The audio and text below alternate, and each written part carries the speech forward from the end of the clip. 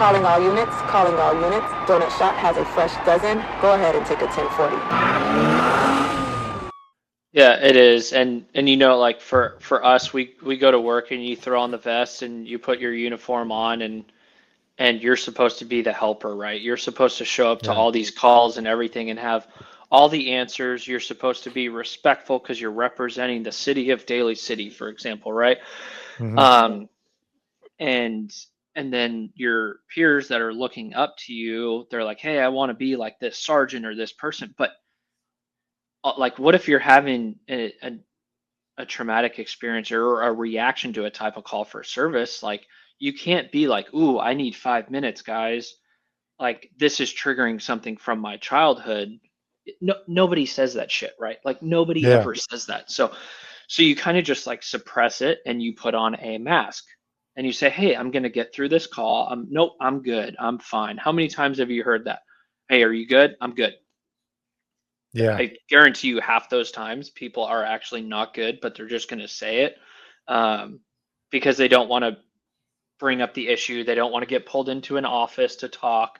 And then it's like a lot of people will be like, "Hey, after that call, take a moment to close your eyes and decompress." And like for me, you would clear a call like that and you'd be like, "Yo, I got to go across the town to a fucking shoplifting of Yeah. Yeah. three Yeah. people and cussing." I'm like, I ain't got time to sit there at park and decompress. So, um, and that's why it's so important for our community to have uh, first responders or service members that are doing all of this work that completely understand the job and get it, right? Like, Yeah.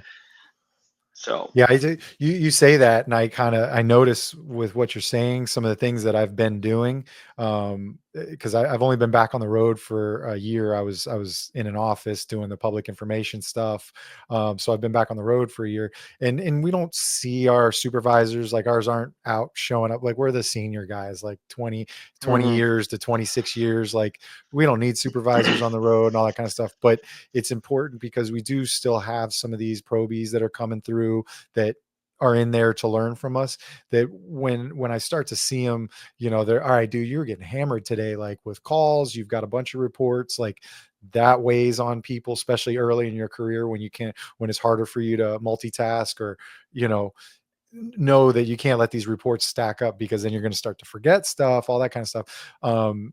Or even if calls are compounding, like you said, you got one kind of traumatic call, then you go to some BS call, and then you Mhm. you listen to somebody that you just want to yell at them and be like, this is not a law enforcement matter.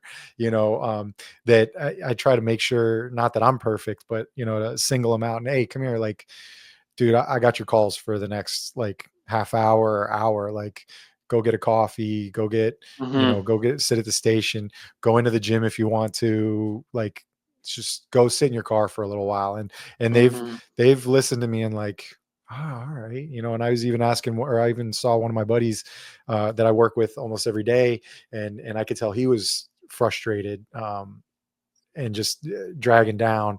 And I was like, so you just made sure to ask him, like, it seems like the unmanly thing or whatever, but I'm not shy to just say, like, dude, what's up? Like, you don't seem right, Mhm. because I know I've been there. Like, I know I've Yep. been there a lot. And it's important for people without an agenda to ask you, dude, what's up? Like, Mhm. like truly talk to me and truly listen. So it's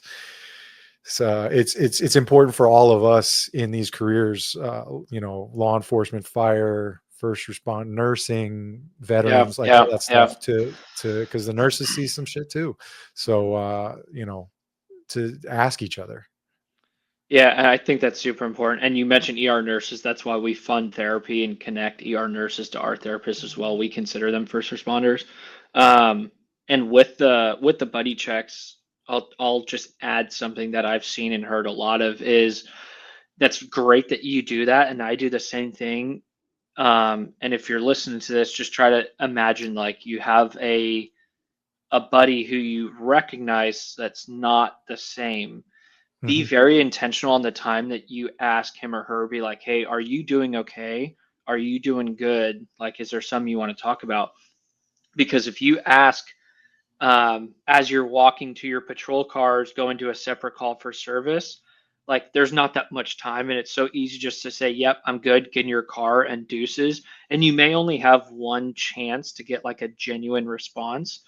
Um, so I think it's important, and I've seen it before in the past. Like it's very important to be intentional when you ask somebody, like, "Hey, are you actually doing okay? Because I've seen X, Y, and Z in you, which is different, and I'm concerned about you, or I'm worried about you. I just want to make sure you're doing good because I care about you."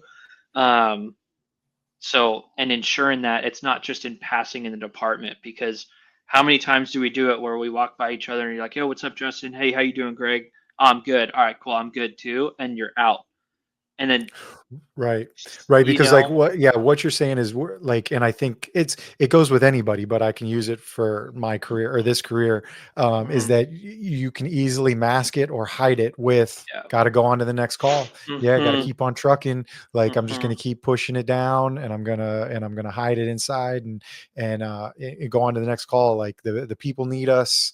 I'm standing up. I got 3 calls holding in the zone and I'm going to knock them out. yeah, yeah, I gotta go.